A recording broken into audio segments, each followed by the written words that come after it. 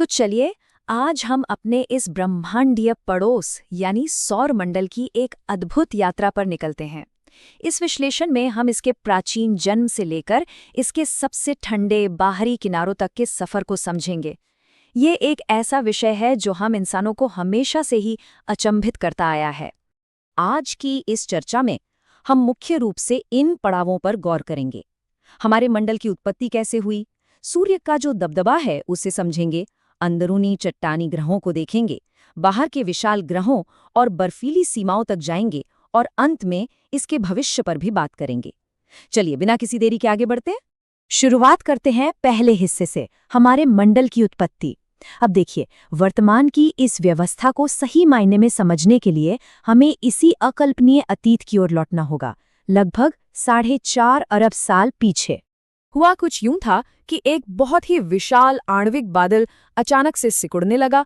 फिर कोणीय संवेग यानी एंगुलर मोमेंटम की वजह से ये एक चपटी डिस्क की तरह तेजी से घूमने लगा और बस इसी घूमती हुई प्रोटोप्लैनेटरी डिस्क के अंदर मौजूद धूल और गैस के कण गुरुत्वाकर्षण के कारण आपस में टकराए, जुड़े और धीरे धीरे हमारे ग्रहों ने आकार लेना शुरू कर दिया।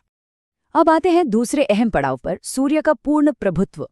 हमने ये तो देख लिया कि ये सिस्टम बना कैसे। अब जरा इसके एकदम बीचों बीच चलते हैं और उस तारे को देखते हैं जो सच में हर चीज के गुरुत्वाकर्षण और जलवायु को कंट्रोल कर रहा है। हम अक्सर सोचते हैं कि इतने सारे ग्रहों का आकार और द्रव्यमान मिलाकर बहुत बड़ा हिस्सा बनता होगा, लेकिन जरा इस नंबर पर गौर कीजिए, 99.86%। ये कोई मामूली आंकड़ा नहीं है। ये असल में बता रहा है कि हमारा सूर्य इस पूरे सिस्टम में कितना ताकतवर है। जी हाँ, सूर्य अकेले ही पूरे सौर मंडल के द्रव्यमान का लगभग 99.86% हिस्सा घेरे हुए है। और जो थोड़ा सा एकदम ना के बराबर हिस्सा बचता है ना, उसमें से भी ज्यादातर सिर्फ बृहस्पति और शनि के पास है।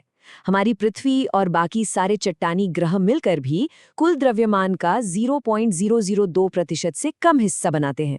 सोचिए, ब्रह्मांड के तराजू में हमारा वजन कितना कम है। इस बात को ऐसे समझते हैं, सौरमंडल का पैमाना इतना विशाल है कि अगर हम सूर्य और नेपच्यून के बीच की दूरी को सिर्फ 100 मीटर मान लें, तो हमारी पृथ्वी का आकार क्या होगा पता है?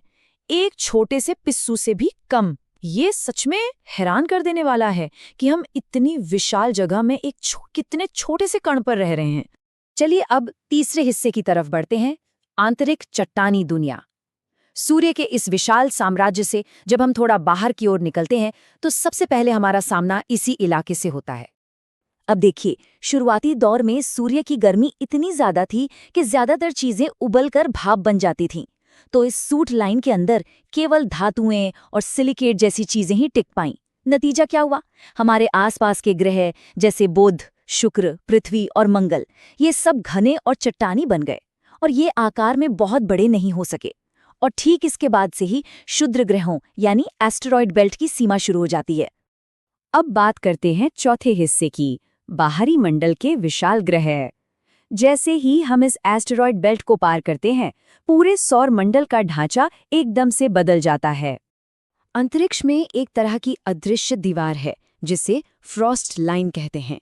ये सूर्य से पृथ्वी की दूरी के लगभग 5 गुना दूर स्थित है। इसे पार करते ही नियम बिल्कुल पलट जाते हैं, क्योंकि यहाँ तापमान इतना गिर जाता है कि बर्फीले यौगिक भी ठोस रूप में जमने लगते हैं। और इसी बर्फ ने सारा खेल बदल दिया।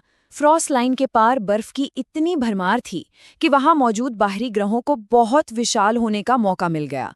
वो इतने बड़े हो गए कि उन्होंने अपने भारी गुरुत्वाकर्षण से हाइड्रोजन और हीलियम जैसी गैसों को भी जकड़ लिया। इसी से तो बृहस्पति जैसे विशाल गैस के गोले और यूरेनस जैसे बर्फ के दानव अस्तित्व में आए, जो हमारे छोटे चट्टानी ग्रहों से बिल्कुल ही अलग हैं। एक और मजेदार चीज देखिए, सूर्य से दूरी का सीधा असर इन ग्रहों की रफ्तार पर पड़ता है। ग्रह जितना दूर होगा, उसकी कक्षीय गति उतनी ही कम हो जाएगी। मतलब नेपट्यून जैसे दूर के ग्रह बहुत धीमे चलते हैं और उन्हें सूर्य का एक चक्कर लगाने में ही हमारी धरती के हिसाब से सदियां लग जाती हैं। अब हम पहुंच गए हैं अपने 5वें पड़ाव पर, दूरस्थ बर्फीली सीमाएं। नेपट्यून के पार का ये इलाका बहुत ही अंधेरा है और एकदम जमा देने वाला है। इस दूर दराज के इलाके में हजारों छोटी छोटी बर्फीली दुनिया और बौने ग्रह मौजूद हैं। इसमें कुइपर बेल्ट से लेकर बिखरी हुई स्कैटर्ड डिस्क तक शामिल हैं, और ये सब आगे जाकर सैद्धांतिक ओट क्लाउड तक फैल जाता है। ऐसा माना जाता है कि उस ओट क्लाउड में 1 ट्रिलियन, जी हाँ 10 खरब तक बर्फीले पिंड हो सकते हैं। ये सच में हमारे सौरमंडल का एक बहुत ही शांत और विशाल खजाना है। लेकिन इतनी विशालता के बावजूद सूर्य की भौतिक पहुंच की भी एक सीमा तो है ही।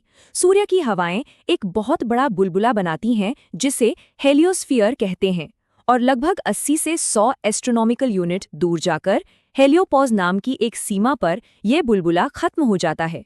इसके आगे तारों के बीच का खालीपन यानी इंटरस्टेलर मीडियम शुरू हो जाता है।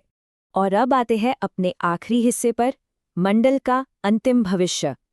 चलिए जरा समय में बहुत आगे चलते हैं और देखते हैं कि ये पूरी व्यवस्था एक दिन कैसे बदल जाएगी। आज से करीब 5 अरब साल बाद सूर्य के कोर का सारा हाइड्रोजन खत्म होकर हीलियम में बदल चुका होगा।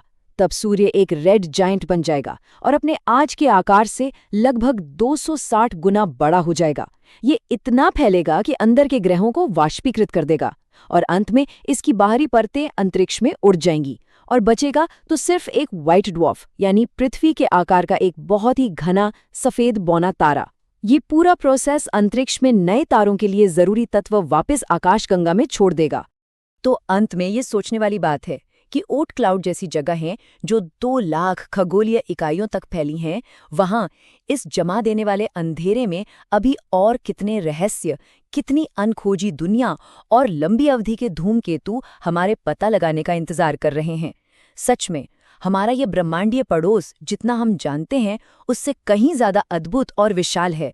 उम्मीद है इस विश्लेषण में आपको सौरमंडल की इस विशालता को नए नजरिए से देखने का मौका मिला होगा।